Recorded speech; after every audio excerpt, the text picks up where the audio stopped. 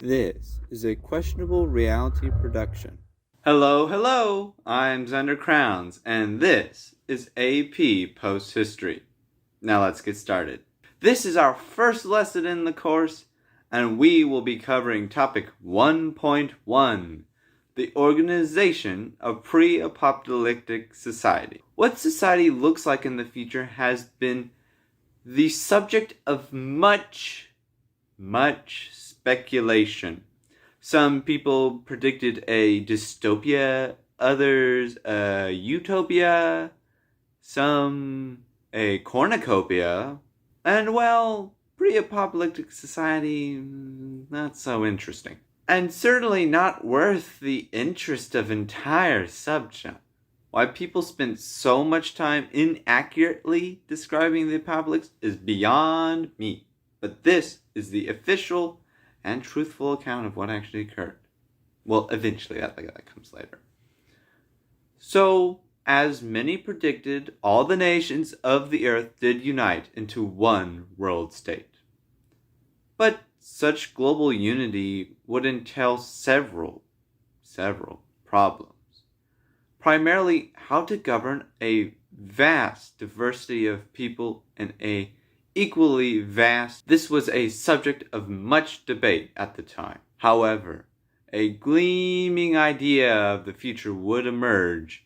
You see, if you were smart, you would have realized the same troubles facing this new world state were analogous to the problems facing the United States of America. Ergo, the world state made itself into the United States, but on a larger scale. But Zander, you may ask, what does that mean? What does that look like? Let me explain. You see, rather than inventing a new legal code, constitution, and those other annoying bureaucratic contrivances, the world state simply took what already worked inside the US and made it global. This was incredibly efficient, saving legislatures and bureaucrats all that time on creating a new world order and simply upgrading an existing one. The progenitor of this idea was Carl Calweathers of Minnesota, which in this pre-apocalyptic time was the cultural and economic center of the world. Carl was a young high school English teacher who spent a little too much time on frivolous ideas. His infinitely more successful sister, Carla Calweathers, was the head of the Commission for Global Unity, and for the sake of time, let's just say she spent a little too much time listening to her brother. Let's go to the History Makers segment with Carl Calweathers, where he discusses the basis for the Amerification of the world government, and I did pronounce it right, during a phone call with his sister Carla. Hey Carla, I've been thinking about this thing a whole lot during my commutes to school. I even asked the government teacher about her thoughts on the matter. And well, I thought, the US is obviously a very successful country. Just take Minnesota or North Dakota, of course. So, why not have the world be a complete plagiarism? Plus, I like living in the US. What are your thoughts, Carla? This plan was threatened by another annoying fact, however.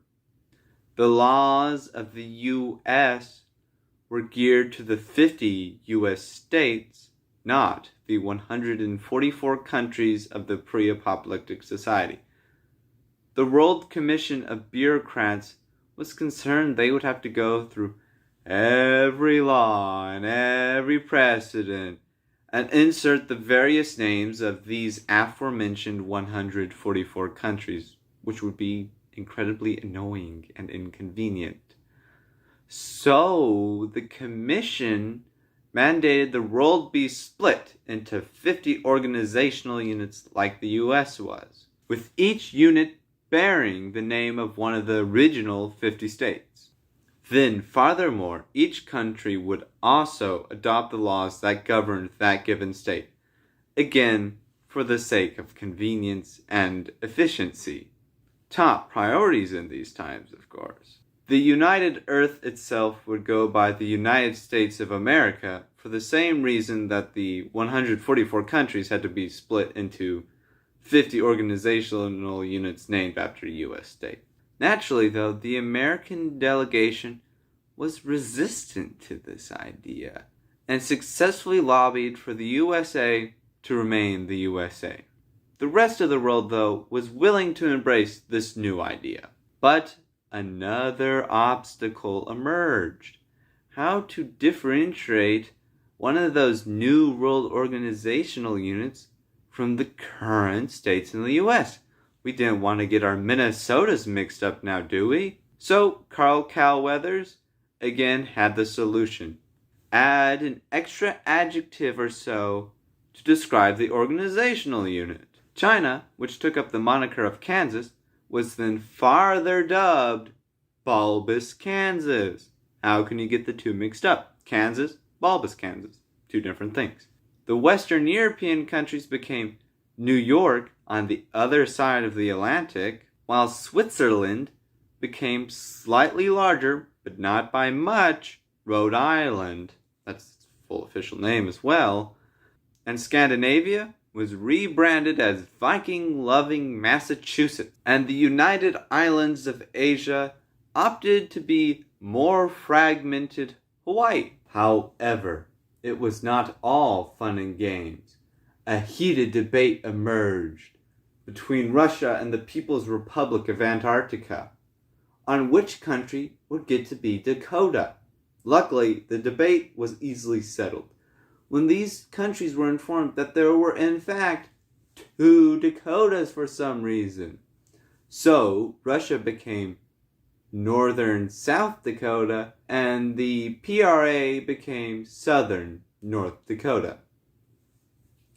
Since the U.S. would remain the U.S., the flag was altered to have 50 stars for the newly made global organizational units, and then 50 smaller stars in the lower right corner to represent the 50 states of the U.S. The world state naturally had the exact same government set up as the U.S. But everyone lived happily ever after, right? It seems like our problem was solved by good old Carl Calweathers. Well, no.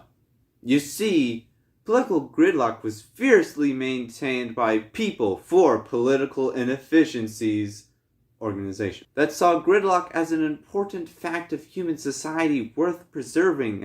Complaining about a slow government unites societies across even our current world. While Carl Calweathers argued for the political ideologies to remain split between Republican and Democrat, this was not wherein the argument laid. Rather, a deep divide formed between nations just fine with being named after a U.S. state, and those nations not happy with being named after a U.S. state. The pro-state names argue that since their national name had been set in stone for so many long millennia and centuries, it had grown quite boring and just unlively, and a bit of a name shake-up would be fun and give a bit of new life. The U.S. led this faction, and the pro-state names maintained a healthy majority until society itself ended shortly thereafter. The anti-state names made the obvious argument how national names are cultural touchstones and symbols of a people and whatnot. They thought it was Amerocentric and lazy for them to be named after U.S. states, and they were furious at the hypocrisy that the U.S. itself remains the U.S. For better or worse, the world would be the United States of America now, at least until the apocalypse, which was rather quite soon anyways. And that's it. Topic 1 of Unit 1 is complete. If you want to find success in your post-history class, consider subscribing and liking this video. My goal is to see that each and every one of you get a 92 in your class and a 7 on the AP exam in Quintober. Alright, Zander Crowns, checking out.